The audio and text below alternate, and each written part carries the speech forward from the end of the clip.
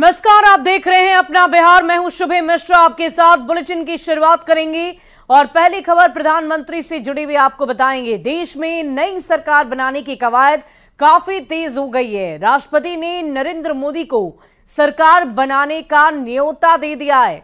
नरेंद्र मोदी तीसरी बार प्रधानमंत्री की शपथ लेंगे। राष्ट्रपति ने 9 जून को शाम में शपथ लेने का समय दिया है। एनडीए की संसदीय दल का नेता चुने जाने के बाद और सरकार बनाने का दावा पेश करने के बाद नरेंद्र मोदी ने राष्ट्रपति द्रौपदी मुर्मू से मुलाकात की है। राष्ट्रपति ने नरेंद्र मोदी का अभिवादन स्वीकार किया और भगवान जगन्नाथ की तस्वीर देकर उनका स्वागत किया है। 9 जून को नवगठित सरकार का शपथ ग्रहण होना तय हुआ है। राष्ट्रपति से मिलने के बाद नरेंद्र मोदी ने बताया कि एनडीए सरकार को देश में तीसरी बार सरकार बनाने का आदेश मिला है। नरेंद्र मोदी ने राष्ट्रपति की तरफ से आमंत्रण मिलने पर उन्हें आभार जताया। वहीं देशवासियों को संबोधित करते हुए कहा कि मैं देशवासियों को विश्वास दिलाता हूं कि 18वीं लोकसभा के 5 साल के कार्यकाल में भी हम उसी गति और समर्पण भाव के साथ देश की आकांक्षाओं को पूर्ण करने में कोई कसर नहीं छोड़ेंगे। सरकार को तीसरी बार देश की सेवा करने का देशवासियों ने आदेश दिया है, अवसर दिया है। मैं देशवासियों का फिर से एक बार ये अवसर देने के लिए हृदय से आभार व्यक्त करता हूं और मैं देशवासियों को विश्वास देता हूं कि पिछले 2 टर्म में जिस गति से देश आगे बढ़ा है, समाज के हर क्षेत्र में परिवर्तन साफ साफ नजर आ रहा है। 25 करोड़ लोगों का गरीबी से बाहर आना, ये अपने आप में हर भारतीय के लिए बड़ा गर्व का विषय है और मैं देशवासियों को विश्वास दिलाता हूं कि 18वीं लोकसभा में भी, हमारे 5 साल के कार्यकाल में भी, हम उसी गति के साथ, उतने ही समर्पण भाव से देश की आशा आकांक्षाओं को पूर्ण करने में कोई कमी नहीं रखेंगे। और इसी बीच दिल्ली से इस वक्त की बड़ी खबर आपको बताएंगे। जेपी नड्डा के आवास पर बहुत बड़ी बैठक, एनडीए नेताओं की बहुत बड़ी बैठक चल रही है। सीएम नीतीश भी इस बैठक में शामिल हैं। राज्यसभा सांसद संजय झा भी मौजूद, बैठक में अमित शाह भी मौजूद हैं। एनडीए के टॉप लीडर्स इस बैठक में शामिल हुए हैं। बहुत बड़ी खबर आपको बता रहे हैं, सीएम नीतीश के साथ साथ एनडीए के टॉप डेलीगेट्स इस बैठक में शामिल हैं जो जेपी नड्डा के आवास पर चल रही है। वहां की खास तस्वीर इस वक्त आपकी टीवी स्क्रीन पर। इस पूरी खबर के अधिक जानकारी के साथ न्यूज 18 संवाददाता अमितेश हमारे साथ दिल्ली से लाइव जुड़ चुके हैं। अमितेश, क्या जानकारी है? बैठक स्थल पर क्या सभी नेता पहुंच चुके हैं? बैठक कितनी देर में शुरू होगी? पूरी जानकारी दें। देखिए, बीजेपी के राष्ट्रीय अध्यक्ष जेपी नड्डा के आवास पर हलचल बढ़ गई है और इस बैठक में यहाँ पर पहुंचे हैं अलग अलग सहयोगी दल के नेता पहुंचे थे। पहले आरएलडी के जो प्रमुख हैं वो पहुंचे थे, जयंत चौधरी, वो मिलकर निकले। उसके बाद एचडी कुमार स्वामी जेडीएस के नेता वो पहुंचे हैं, मिलकर के बाहर निकले। लेकिन अभी थोड़ी देर पहले जेडीयू के टॉप तीनों नेता पहुंचे हैं यहाँ पर। जेडीयू के राष्ट्रीय अध्यक्ष और बिहार के मुख्यमंत्री नीतीश कुमार पहुंचे हैं जेपी नड्डा के आवास और साथ में राज्यसभा सांसद संजय झा और मुंगेर से लोकसभा सांसद पूर्व राष्ट्रीय अध्यक्ष ललन सिंह भी मौजूद हैं। तो इन तीनों नेताओं की बैठक चल रही है यहाँ पर जेपी नड्डा के आवास पर। तो निश्चित रूप से बीजेपी का जो आला कमान है, बीजेपी की जो टॉप लीडरशिप है, अब अपने सहयोगी दलों को विश्वास में ले रही है और आगे सरकार बनाने के फॉर्मूले पर चर्चा हो रही है। जो सूत्र बता रहे हैं उन सूत्रों के मुताबिक किस तरह से परसों जो शपथ ग्रहण समारोह होगा शाम में, उसमें सहयोगी दल के कौन कौन से नेता शामिल होंगे, कितने उनके कोटे में संख्या जा सकती है। इन तमाम मुद्दों को लेकर के चर्चा हो रही है। अलग अलग सहयोगी दलों से बीजेपी के टॉप लीडर्स की अलग अलग बातचीत अभी चल रही है। उसी कड़ी में जेडीयू की तरफ से नीतीश कुमार, संजय झा और ललन सिंह पहुंचे हैं अभी जेपी नड्डा के आवास। अमितेश, ये बताइए कि इस बैठक में और किन किन महत्वपूर्ण विषयों पर चर्चा हो सकती है?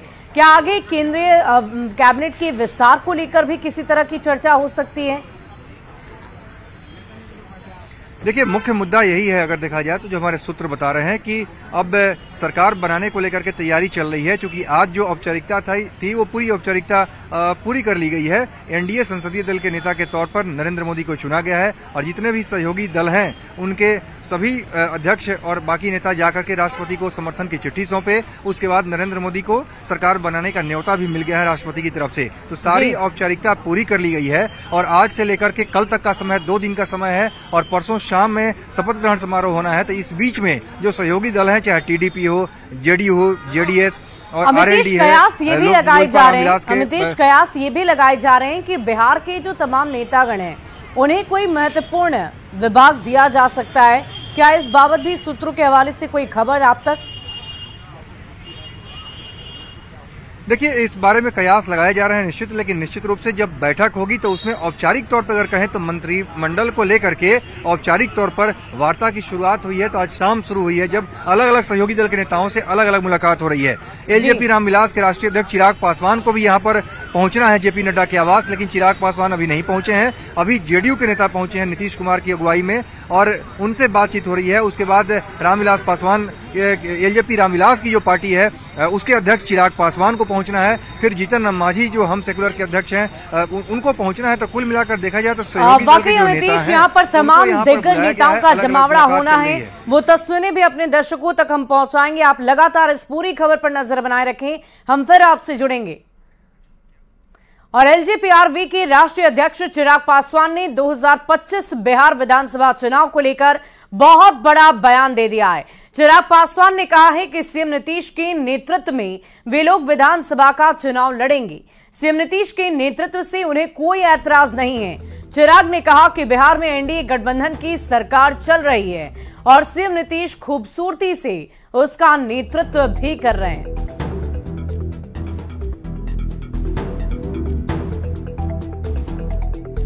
तो सीएम नीतीश के नेतृत्व से चिराग को ऐतराज नहीं है। ये यही चिराग पासवान हैं जो पहले मुख्यमंत्री नीतीश कुमार के कामों को लेकर सवाल खड़े किया करते थे, लेकिन अब देखिए चिराग पासवान की तरफ से इन बड़ी बातों का जिक्र किया गया है कि अगर नीतीश कुमार नेतृत्व करते हैं तो उन्हें ऐतराज नहीं।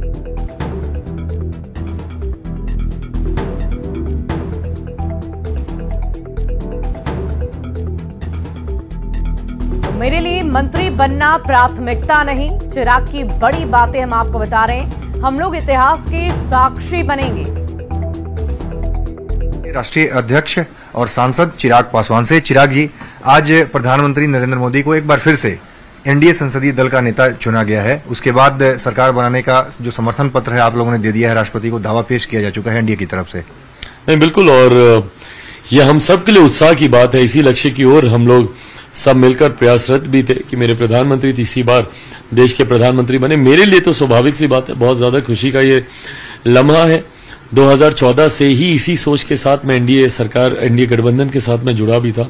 उस वक्त भी सपना यही था कि मेरे प्रधानमंत्री, जो उस वक्त प्रधानमंत्री पद के दावेदार थे 14 में, वो देश के प्रधानमंत्री बने और इस बार तीसरी बार वो प्रधानमंत्री बनकर एक नया इतिहास लिखने जा रहे हैं। हम सब के लिए सौभाग्य की बात है कि उस इतिहास के साक्षी, उसके गवाह हम लोग बनेंगे। मुझे लगता है देश में इन 70 सालों में महज दूसरी बार ऐसा हो रहा है कि कोई प्रधानमंत्री लगातार तीसरी बार प्रधानमंत्री पद की शपथ लें और जो प्रचंड बहुमत एनडीए को मिला है ये अपने में हम लोग के मनोबल को बढ़ाने वाला है। ऐसे में वो शपथ लें और जो वादे उन्होंने किए थे उन्हीं के शब्दों में कि 10 साल तो ट्रेलर था, अभी कई और कार्य बाकी होने हैं। ये क्या कहता है, केमिस्ट्री क्या है मोदी और चिराग की? ये वही केमिस्ट्री है जिसका जिक्र मैंने हमेशा किया जब मुझे ताने भी दिए जाते थे कि आप क्यों प्रधानमंत्री के लिए इतने समर्पित हैं। हनुमान शब्द को तंज बनाकर हमेशा मेरे साथ इस्तेमाल किया जाता था। उस वक्त भी मैंने हमेशा इस रिश्ते का सम्मान किया। मेरे प्रधानमंत्री जी बहुत कम एक्सप्रेस करते हैं, बट गाहे बगाहे जब वो मुझे गले लगाते हैं या जिस तरीके से मेरे संबोधन के बाद उन्होंने ना सिर्फ मुझे गले लगाया बल्कि बेटा कहकर बहुत बढ़िया बोले, ये भी उन्होंने कहा। तो ये छोटी छोटी बातें हैं, बट ये मेरे विश्वास को और गहराती हैं। मोदी जी के साथ मंत्रिमंडल में शामिल होंगे, शपथ ग्रहण जो होने जा रहा है संडे को, माना जाए चिराग पासवान भी साथ में रहेंगे। ऑनेस्टली मैं बोलूंगा, मेरी लिस्ट ऑफ प्रायोरिटीज में कहीं दूर दूर तक ये सारी बातें नहीं है। मंत्री बनना, कोई पद लेना, ये मेरे लिए कभी महत्वाकांक्षाओं में रहा ही नहीं। और मैं इसलिए भी बोलूंगा क्योंकि मैं एक ऐसे परिवार से आता हूं जहां उम्र भर मैंने ये सारी चीजें देखी हैं। ऐसे में मेरे लिए ये कोई बड़ी बातों में से नहीं है। बट हाँ, मेरे लिए बड़ी बात यह है कि मेरे प्रधानमंत्री तीसरी बार प्रधानमंत्री बने, इस बात का उत्साह जरूर है। प्रधानमंत्री एनडीए की परिभाषा दे रहे हैं, न्यू इंडिया, डेवलपमेंट ओरिएंटेड, तमाम चीजें कह रहे हैं, लेकिन कांग्रेस की तरफ से परिभाषा दी जा रही है नायडू डिपेंडेंट अलायंस या नीतीश डिपेंडेंट अलायंस। अब इसी में ही स्पष्ट हो जाती है सोच दोनों गठबंधनों की, जहां एक तरफ एनडीए का गठबंधन है और दूसरी तरफ सो कॉल्ड इंडिया अलायंस है। इनकी सोच स्पष्ट हो जाती है, जहां एक तरफ सकारात्मक सोच के साथ मेरे प्रधानमंत्री जी एनडीए की परिभाषा को गठित करते हैं, वहीं एक नकारात्मक सोच के साथ विपक्ष के लोग उसी परिभाषा को गठित करने का प्रयास करते हैं। आखिर में एक और महत्वपूर्ण सवाल है, डिप्टी सीएम सम्राट चौधरी की तरफ से और डिप्टी सीएम विजय सिन्हा दोनों ने कहा 2025 का विधानसभा चुनाव नीतीश कुमार के नेतृत्व में लड़ा जाएगा, एनडीए लड़ेगी। इस बयान से आप कितने सहमत हैं? और 2020 को अगर हमने ध्यान में देखा तो चिराग पासवान कितने सहज होंगे इससे? इसमें सहज होने का प्रश्न ही नहीं उठता, इसमें असहजता वाली कोई बात ही नहीं है। पूरी तरीके से सहज और स्वाभाविक बात है ये। आज अगर डबल इंजन की सरकार बिहार में चल रही है तो उसका नेतृत्व बहुत मजबूती और बहुत खूबसूरती से मेरे मुख्यमंत्री नीतीश कुमार जी ही कर, और आज जब वो इस मजबूती से मेरे गठबंधन का जब वो नेतृत्व मेरे प्रदेश में वो कर रहे हैं, तो ऐसे में स्वाभाविक है कि जब विधानसभा के चुनाव होंगे उन्हीं के नेतृत्व में ही तमाम घटक दल उस चुनाव में जाएंगे। चिराग पासवान को कोई दिक्कत नहीं है, क्योंकि 2020 का बार बार लोगों के ध्यान में वो ख्याल आता है जब जेडीयू के खिलाफ अपने उम्मीदवार खड़े किए थे। पासवान में इतनी हिम्मत है और इतना सामर्थ्य है कि अगर दिक्कत होती तो मैं डंके की चोट पे कहता, जो मैंने 2020 में किया। पर अगर आप गठबंधन में हैं तो आप मन में कुछ और जुबान में कुछ रखेंगे तो आप गठबंधन का ही अहित करेंगे, और ये कतई गठबंधन धर्म की मर्यादा के साथ नहीं जाता। अगर कोई भी विरोधाभास है या मतभेद है तो आप अलग हो जाइए गठबंधन से, पर अगर आप गठबंधन में हैं तो एक ईमानदार सहयोगी की भूमिका निभाइए, जो मैंने, मेरे मुख्यमंत्री जी, हम दोनों की पार्टी, हम दोनों के नेता कार्यकर्ताओं ने बहुत ईमानदारी से निभाई, जो परिणामों में भी देखने को मिला। आज भी जब हम लोग सेंट्रल हॉल में भी थे, मेरे मुख्यमंत्री जी से बहुत खूबसूरत बातें हुई, और बल्कि अब आप यकीन नहीं मानिएगा, पर आप उनसे पूछेगा, हम लोग आगे विधानसभा के चुनाव की ही हम लोग वहां पर चर्चा कर रहे थे। अगर वो कुछ विजुअल्स अगर आप देखें जहां पे मैं और मेरे मुख्यमंत्री जी सदन में बैठे हम लोग बातें कर रहे हैं, तो हम लोग विधानसभा चुनाव में ही कैसे सबको साथ मिलकर उतरना है, क्या भूमिका रहेगी, कैसे रणनीति तैयार करनी है, इसी बारे में ही हम लोग चर्चा कर रहे थे।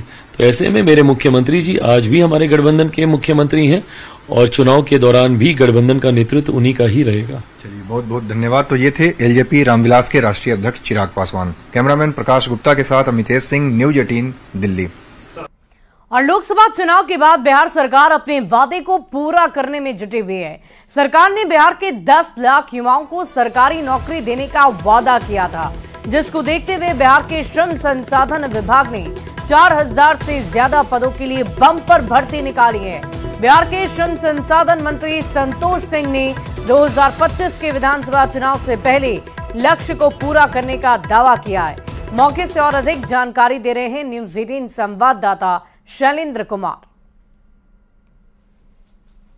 बिहार सरकार अपने वादे को पूरा करने में जुटी है। दरअसल बिहार सरकार ने यह वादा किया था कि 2025 के विधानसभा चुनाव के पहले हम बिहार में 10 लाख लोगों को सरकारी नौकरी देंगे। हमारे साथ इस वक्त श्रम संसाधन मंत्री संतोष सिंह हैं। संतोष जी, आपके विभाग में भी बम्पर बहाली निकलने वाली है, क्या तैयारी है और लगभग कितने पदों पर बहाली आप लोग निकाल रहे हैं? बिल्कुल, पहले तो मैं बता दूं कि जो एनडीए सरकार की गारंटी है कि हम तभी चुनाव में जाएंगे जब तक 10 लाख नौकरी नहीं देंगे। उसके तहत माननीय मुख्यमंत्री आदरणीय नीतीश कुमार के नेतृत्व में, उनके निर्देशन पे करीब करीब हर विभाग में, जैसे आपने कल देखा हेल्थ डिपार्टमेंट में 43,000, वैसे मेरे डिपार्टमेंट में विभिन्न पदों पे 4000 से ऊपर अभी तक पोस्ट क्रिएट हम लोग कर लिए हैं। उसमें 4000 से अधिक बच्चों को हम लोग नौकरी देंगे आगे, और इसमें हम लोग लगे हुए हैं कितना अधिक से अधिक मैक्सिमम नौकरी हम लोग दे सकें। लेकिन ये बिल्कुल गारंटी है कि चुनाव के पहले 2025 के विधानसभा के चुनाव के पहले ये जो कमिटमेंट है एनडीए सरकार की, जो मोदी की गारंटी पे जो भरोसा किया है लोगों ने, उस पे उसका पूरा करके ही हम लोग विधानसभा चुनाव जाएंगे। बिहार में नौकरी और रोजगार की सियासत के बीच सरकार लक्ष्य पूरा करने में जुट गई है। शैलेंद्र, न्यूज़ 18 पटना। और इधर पंचायती राज विभाग मंत्री केदार प्रसाद गुप्ता ने कहा है कि पंचायती राज विभाग की ओर से 3 से 4 महीने के अंदर 15,610 पदों पर नियुक्ति की जाएगी, जिसमें 4,352 अस्थायी पद होंगे और 11,259 अस्थायी पद हैं। माननीय मुख्यमंत्री जी 2025 के विधानसभा चुनाव से पहले बिहार में 10 लाख नौजवानों को, बेरोजगारों को नौकरी देने का उनका संकल्प है। उन्होंने घोषणा भी किया है, जिसमें लगभग 4-5 लाख नौकरियां पहले मिला है और आगे जो नौकरी मिलने वाला है उसमें हमारे पंचायती राज विभाग से लगभग 3 महीना 4 महीना के अंदर में आपको 15,610 नौकरियां हम देने जा रहे हैं। और पटना के नियोजन भवन के सामने आईटीआई अनुदेशकों ने धरना प्रदर्शन किया है। अभ्यर्थियों ने रिजल्ट जारी करने के साथ जल्द की नियुक्ति प्रक्रिया पूरी करने की मांग की है। छात्रों ने आरोप लगाया कि बिहार के सरकारी आईटीआई में शिक्षकों की कमी है, जिसको देखते हुए सरकार ने पिछले 10 साल से आईटीआई अनुदेशक की कई बहाली निकाली, लेकिन वो अभी तक नियुक्त नहीं किए जा सके हैं, जिससे छात्र काफी नाराज हैं। जनप्रतिनिधियों के आपके इस डिजिटल प्लेटफॉर्म के माध्यम से मैं डीके यादव समस्त अभ्यर्थी संघ के साथियों के साथ मैं यह संदेश पहुंचाना चाहता हूं कि महोदय, कम से कम इस परिस्थिति में जो हम लोग आज इतनी प्रतिभा लेकर के रोड पर दर दर की ठोकरें खा रहे हैं, कम से कम आप हमारी आवाज़ को सुनिए और कम से कम हम लोगों को नियुक्ति कीजिए। जितना जल्दी हो उतना जल्दी नियुक्ति प्रक्रिया पूरा कीजिए। और यहाँ रुकेंगे एक छोटे से अंतराल के लिए। खबरें लगातार जारी है।